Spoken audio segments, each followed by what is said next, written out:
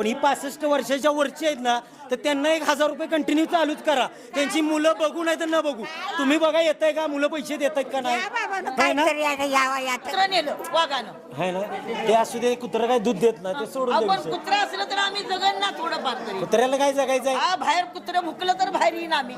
आज मी पाटण तालुक्यातील धामणी मस्करवाडी येथे गेलो होतो, पण गावात शिरताच एक वेगळं दृश्य पाहायला मिळालं. 7-8 सरकारी अधिकारी आणि गावातल्या आजीबाईंचा आक्रोश.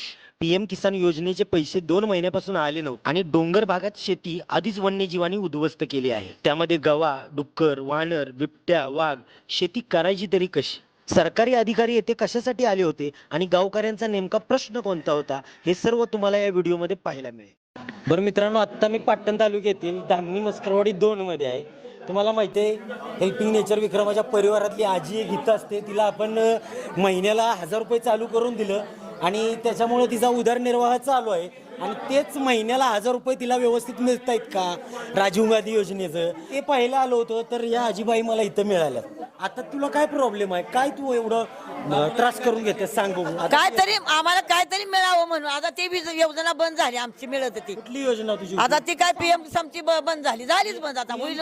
पीएम किसानची ही चालू आहे ना चालू आहे त्यासाठी पण आम्हाला तो मोबाईल नंबर रिंग होईना 50 हेल्पड झालं बाबा. आता आमच्या शेती भाती पडली ती पडली निदान पैसे तरी भेटले पाहिजे का नाही 2000 रुपये.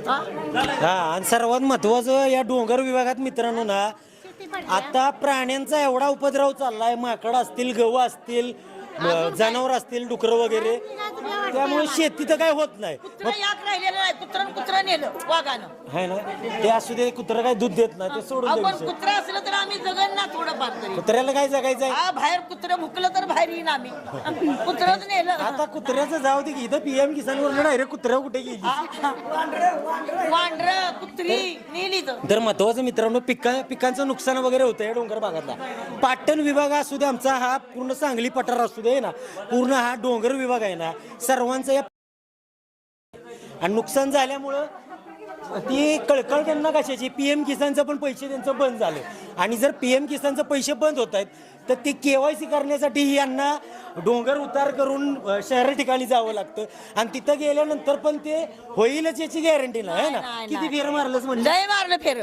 आता बघा ते कार्ड आणले नाही ना तर दाखवू लागतं किती फेर झालं ते. आहे ना. आणि 80 रुपये तिकीट गाडीवाला घेणार. आणि सर्वात महत्वाचं हे जे अधिकारी कोण आलेत ना ते नेमकं मला माहित नाही. आता त्यांच्याशी विचारणा करू आपण ते कशासाठी आलेत. या इथं जरा मागे सर बाळा. तर मला महत्वाचं आधी तुम्ही सांगा तुमची ही टीम किती जण तुम्ही आलाय. आम्ही 7-8 जण आलो. होय ना. कशासाठी हे तुम्ही काय कार्य करताय जरा कळू द्या बघू. नमस्कार, मी गणेश सावंत, सहाय्यक कृषी अधिकारी कुट्रे साजा.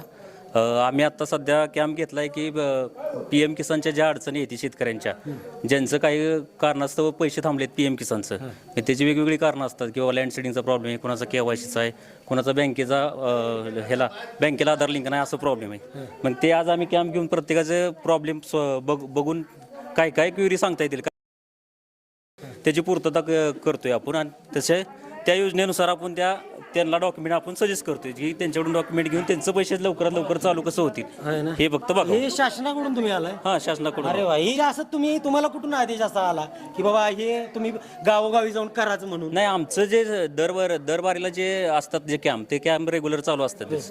ते त्यांच्या कॅम्पमध्ये जरी आपण आता आलो तरी महत्वाचा विषय काय की शेतकऱ्यांच्या अडचणी दूर व्हाव्यात हा विषय. मग त्यानुसार मग आम्ही पहिले पण कॅम्प घेतो आणि आता ही कॅम्प घेतो. आणि हे जी आता ही आजीबाई बोलते तसं हे कुठे गेली इकडे की हिनं 4-5 फेऱ्या मारल्या तिची केवायसी होत नाही असे बरेच केस असतील. त्यासाठी काय करायचं. नाही, जे प्रत्येकाचा कसं आहे आता इथल्या ज्या महिला आहेत ती महिलांचं काय झालंय त्यांचे मिस्टर होते त्यांचे जे सिम कार्ड होते ते सिम कार्ड बंद पडले. त्या सिम कार्डवर ह्यांनी नवीन सिम कार्ड घेतले पण ते आधारला लिंक नसल्यामुळे त्यांची केवायसी होईना. पण लिंक करणं हे गरजेचं आहे. तुम्ही महत्वाचं आता बरेच कोणाच्या केवायसी केल्या का इथं बसून. केवायसी जेवढ्या माझ्याकडे ज्या केवायसी होत्या तेवढ्या मी केल्या. हा, केवायसी केल्या पण आधारला जर लिंक नसेल तर केवायसी करता येत नाही ना. पण त्यामुळे तेच त्या ज्या गोष्टी ज्या क्लिअर झाल्या तेवढ्या आम्ही सांगितल्या त्यांना. ते आता त्या पूर्तता करून त्यांचं निरसन करू परत. आणि तुम्ही किती दिवसांना इकडे फेरी मारता असं काय. आम्ही आठवड्यात येतो किंवा 15 दिवसाला येतो. एक दिवस मग जसं प्लॅनिंग सरपंच किंवा बाकीचे जे नागरिक आहेत त्यांना आणि विचारून मग तुम्हाला adjust हे करू. पण असेल ना, अजून एक इथं खाली म्हातारे काय तिचं नाव आहे बाळी चव्हाणे त्यांचं घर वगैरे ते त्यांचं घर वगैरे पडलंय, घरकुल मंजूर वगैरे, त्याच्याकडे लक्ष देत नाही सरकार असं. ज्या गोष्टी मग आता माझ्याकडे जे येते की बाबा कृषी अधिकारी म्हटलं PM किसान म्हणा, शेतीचे वगैरे तेवढं मी आता करतोय, पण ते पडझड वगैरे ते जाऊ दे, ते विषयच कट करतो मी, ते नकोच.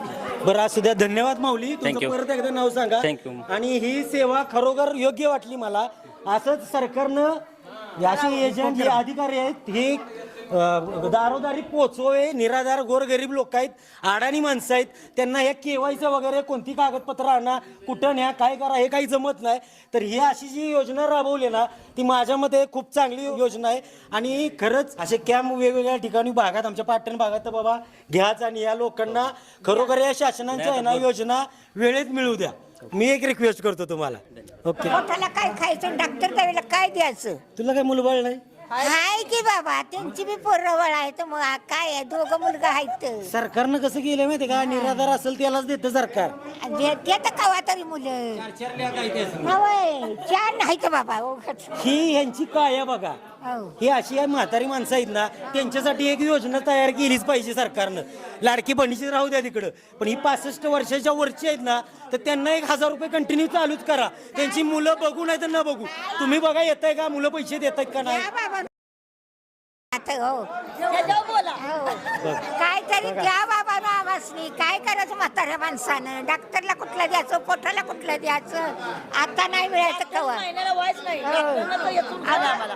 5 झटका येऊन गेले ती माहिती आहे का, मी कसं जगायचं सांगा.